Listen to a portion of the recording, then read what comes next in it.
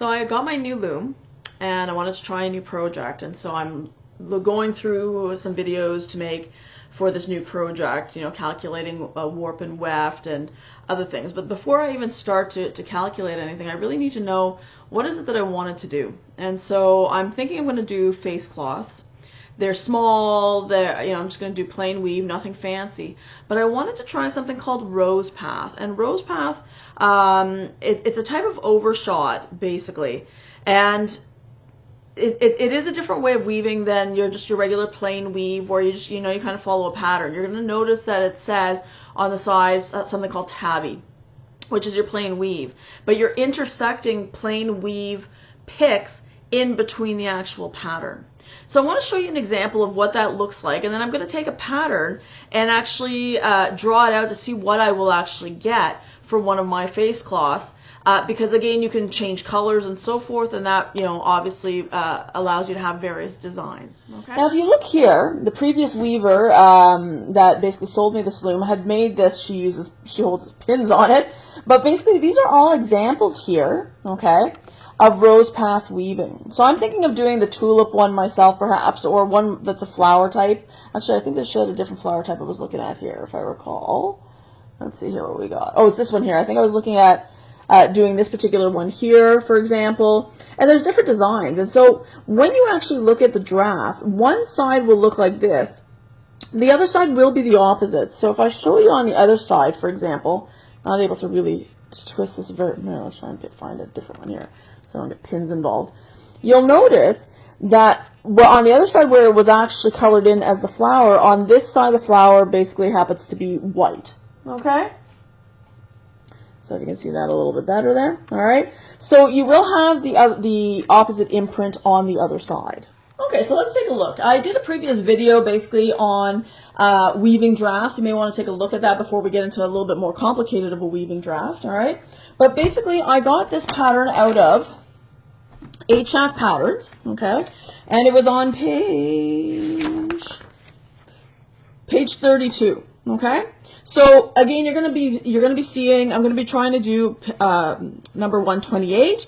The pattern is right here. Now I did redraw it right here on the piece of paper just to keep myself sane instead of going back and forth. You will notice basically same thing if you've looked at the weaving draft. This is my threading, okay? That's going to go on my loom.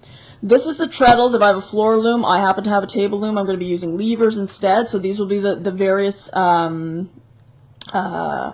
combinations that I will be of using the different harnesses here. Okay, so these are basically this would be my treadles, this would be the harnesses, the levers that control my harnesses right here. Okay, and I happen to have 8 levers, and again, this is what I would end up doing, the various combinations I can have in this combination. I'll have 9 different combinations.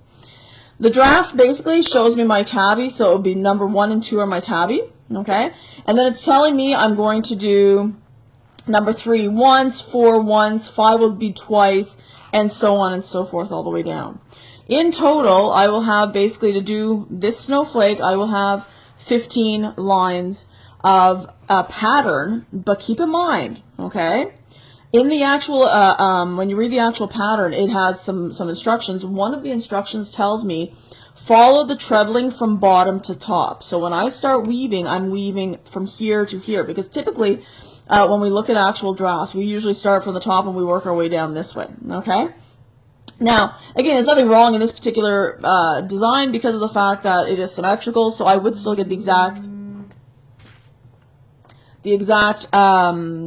same thing. But let's say, for example, it's a tulip. Well, then I wouldn't. My tulip would be upside down on my weaving. That would not make sense. Okay, so make sure you're always reading all the instructions, all right? I went ahead because you can see from all the erase marks that I made boo-boos as I went along the way. You'll notice that there's circles here. Okay, so circles basically when you see them in a draft, they usually indicate that your harness rises, it goes up. Okay, so when I pull down my levers, the harness is going up. On my floor loom, my harnesses, when I push the treadles, actually sink. So there's no X's on this one here. So does that mean I can't use it on my floor loom? Well, in my case, no, I can't, because it's only a 4 harness loom. But let's say you did have an 8 harness loom. Would you be able to use it? Absolutely, because wherever there's no circles, guess what they are? Those are X's. So you would just switch things around for yourself in order to be able to accommodate whatever loom that you have. So don't panic about that. Now, because this is a type of overshot includes tabby, and so usually the thread that you're using to make the pattern will be a thicker thread than whatever the background happens to be. Okay, so for example, what I'm thinking of doing is I'm thinking of making the Facecloth out of maybe 8-2 cotton, and then maybe doing the pattern in 8-4 cotton. And I'd like to see what kind of result that is. Again, you know, I'm not going to know until I do it. Again, sampling is a good way of not using a whole lot, but again, I don't care, because even if the Facecloths don't turn out, I can still use them, and it's just a learning experience for me. I'm not going to bother my brain about that too much. So in this case here, what I would do is I would start with line 1, okay, and line 1 tells me, all right, that basically I'm pulling down for my table loom, pulling down levers 1, 2, 3, 4, 5, 7, and 8. Okay, and then I would put my shuttle through. Once that's done, I would have a second shuttle. The second shuttle basically would be whatever the background material happens to be, my 8-2. So let's say let's say my Facecloth is made out of white 8-2. Then my tabby shuttle would have white 8-2. Okay, and let's say my snowflake, is, let's say, navy blue. Okay, so this would be my my design color. Tabby 1, so in this case, tabby 1 would be, I would then pull down the levers of 1, 3, 5, and 7, and then put my tabby shuttle through. Then I go to line number 2, okay? So line number 2 tells me I'm going to do it once. I'm going to go up here, all right? 1, 2, 3, 4, 5, and 8 would be the levers that are going down, okay? So I would do the design shuttle to go through. Then I would do tabby number 2. So tabby number 2 is right here, which is 2, 4, 6, and 8 would be pulled down. Now for me to go back and forth, I know myself well enough that I am going to screw up. And so generally what I'm going to actually end up doing is I'm actually, if you recall in my scarf video, I had all the different tie-ups and harnesses already laid out. So if it was, for example, so I pretended that these treadles, that I have them, basically on my loom. So if I have number 1, well then I know it's going to be, basically I'm pulling down levers, these particular levers, right? So 1, 3, 5, and 7. And so then it's really easy for me to just kind of follow this along and without constantly jumping back and forth. And again, my eyes don't track well, so with my luck I would be off 1 row or something like that, okay? But you're just literally going back and forth. You're doing a design, and then the first tabby. Design, second tabby, because you need those 2 lines to do the tabby. Because these tabbies are a thinner thread or yarn, you're not going to see them in your design. They'll be smushed in between the two design picks that you have. So what I ended up doing is I wanted to see what I'm going to actually end up with. Okay, and so when I actually went through, and if you recall from the weaving draft video that I did, okay, so number 1 basically is telling me, so your threading basically is 1, 2, 3, 4, 5, 6, 7, 8, 1, 8, 7, 6, 5, 4, 3, 2. That's what was given in this particular pattern here, okay? So when I actually do the first one here, it tells me I need to color in everything that has, okay, that has 1, 2, 3, 4, 5. So I've got 1, let's see if we can, we're not completely confusing you. Let's do that. Okay? So everywhere there's a 1, 2, 3, 4, 5, I colored in. 2, 3, 4, 5, I colored in. Alright? But also, 7 and 8 have to be colored in. So 7, 8, okay? 7 and 8 colored in. 1 is colored in because remember that was also in there as well. So literally what I'm trying to do is along here I'm finding out every number that's listed here and I'm coloring them in. So if I do the next one, for example, it tells me I need to do 1 to 5. So again, I've got 1 to 5 right here. I've got a 1 here. I've got 2 to 4 right here. They're colored in.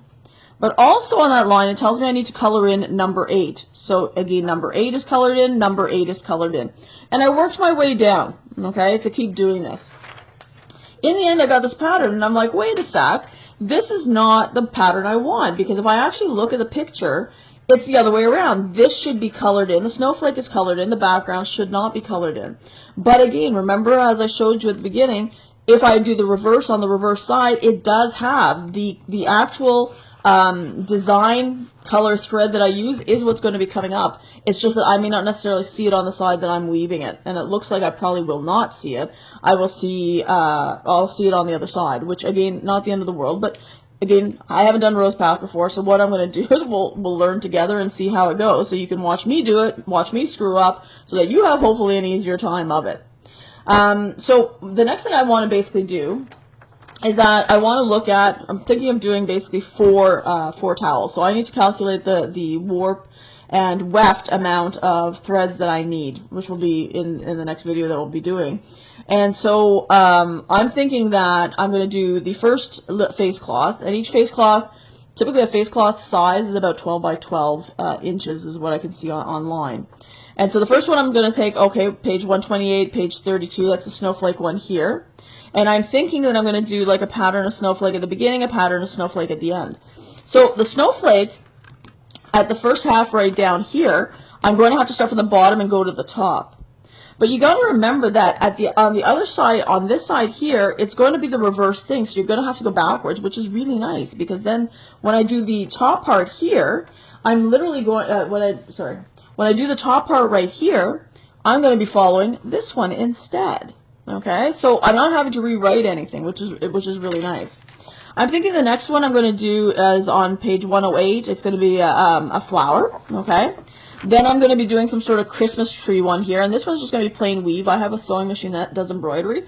I want to see how well I can embroider stuff on just plain weave anything, to be perfectly honest. So I'm going to try something on that as well. So now that I know approximately that, I know that in total, once this is done, okay, I've got basically in between here and here, all right, I need it to be 12 inches, all right, at the end, and that's including my hems, right? And so remember, these will be folded, even though they're 1.5 inches. Once I fold it, it'll probably be giving me approximately ½ an inch. I may increase that just to make my life simpler. And again, usually what I do for hems, so that it's not so thick when I'm trying to do the hem, is that if this is in 8-2 cotton, and the design, let's say, is in 8-4 cotton, okay, the hems, I might do 16-2 cotton, because I just happen to have that. You may have something else, okay? Because this number, remember, as the numbers get bigger in the front here, and again in Canada, I believe it's actually the other way around. I tend to mix that up. You might see 2-8 or 8-2, same thing, okay? It means you've got the thickness of 8, you've got 2 strands of it. I've got the thickness of 8, I've got 4 strands of the cotton. This is a thickness of 16, I've got 2 strands of it. So this will actually be a thinner thread than the cotton. So when I do the actual edging here, when I try and fold it, it'll make life a lot simpler to fold compared to, let's say, it will be thicker if I use A2 cotton. But again, not the end of the world if I want to use A2 cotton. Okay? So let's go on basically and take a look at how we would calculate warp and weft. All right?